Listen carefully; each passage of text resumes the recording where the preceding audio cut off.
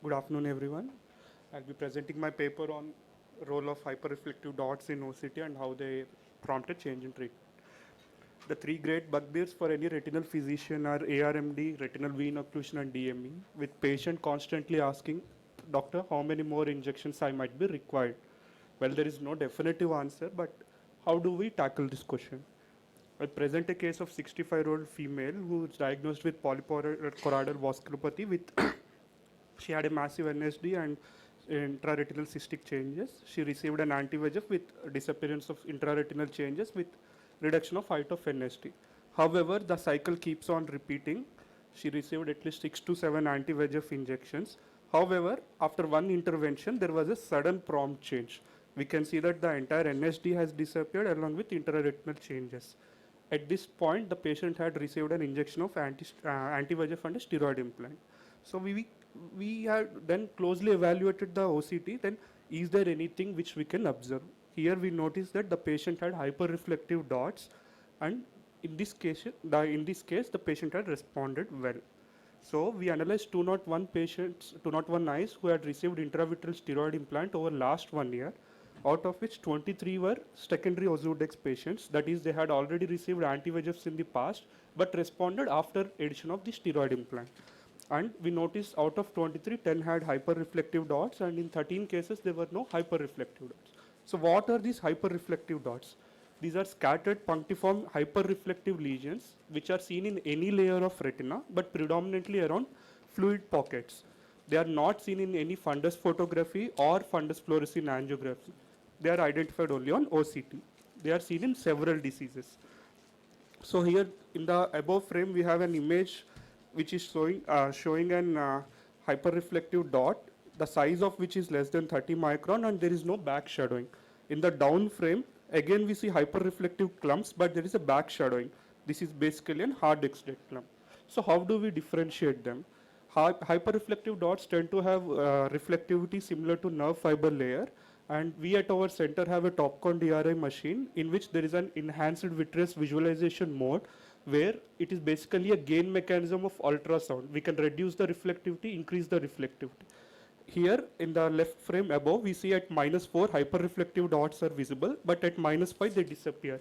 So we have utilized EVV of -4 as a guideline to identify all the hyperreflective dots. So once the dots were identified, we saw that 13 patients of DME, 4 of retinal vein occlusion, and 6 of AMD responded after addition of steroid implant. So here the line, here we have two groups. One in blue is the patients who had hyperreflective dots, and the red line represents group without hyperreflective dots. On an average, both the groups had 3 anti-VEGFs before steroid was injected. What we noticed was in the next 6 months follow-up, the group with hyperreflective dots required a mean of 1 injection, while a group of without hyperreflective dots required 4 anti-VEGFs. So those who had hyperreflective dots, addition of steroid reduced the frequency of anti-VEGF burden by at least 4 times over the next 6 months period. In AMD, we noticed that the anti-VEGF anti-VEGF top-up was required around second month duration, while in retinal vein occlusion by 1 month itself post anti-VEGF, the patients required top-up of anti-VEGF, while in DME by 3 months, patient required and further anti-VEGF. So to compare the 3 disease groups, we noticed that the group with retinal vein occlusion tends to be very resistant. They require additional anti-VEGF by mean of 1 month duration, while in DME group, till 3 months, patient was free from receiving any further treatment. So what is the significance? Though both the groups, the CME decreased after addition of steroid with and without hyperreflective dots, the need for injections were reduced in the group with hyperreflective dots. So presence of HRDs indicate good response to steroids. And HRDs are the first detectable change seen at each clinical recurrence, and they are the first features to disappear after injection. This was a case of DME, where hyperreflective dots have been circled. We see that even before the edema starts to decrease, we see the hyperreflective dots have disappeared.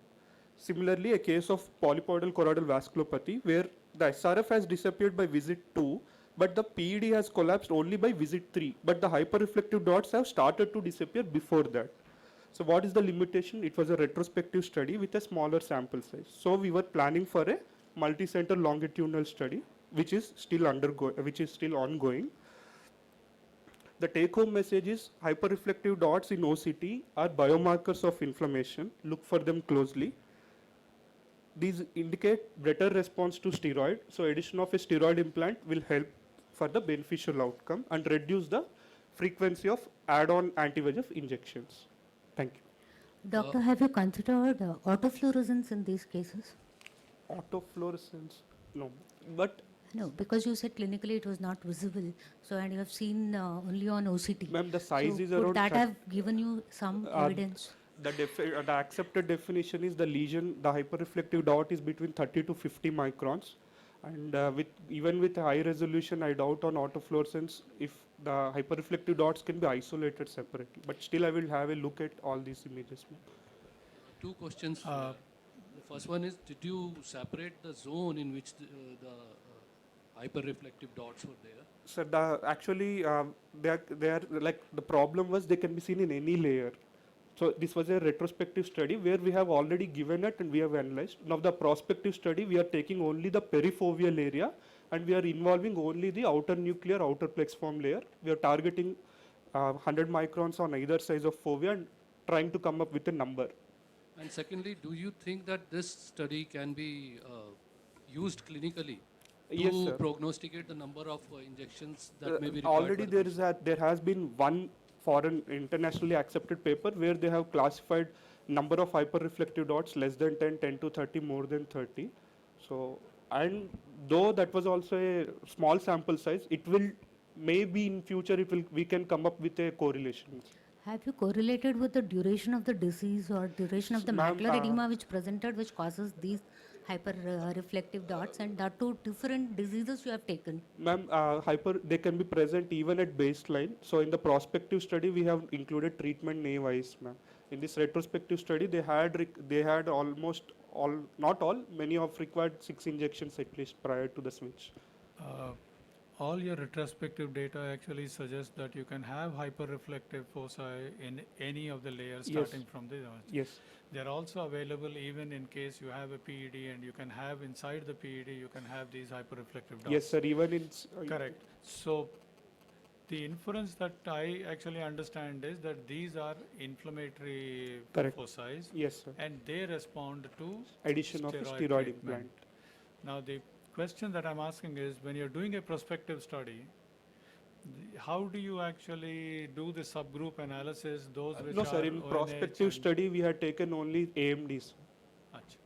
It was a retrospective where I included all 3. Yeah, basically, you're trying to say that it could be a immunogenic response, so that you want to give steroids and it is responding. So the pathogenesis of each entity is different. Yes, ma'am. Inflammation has a role in almost all the diseases I mentioned. Thank you, Dr. I think Thank you, sir. the next is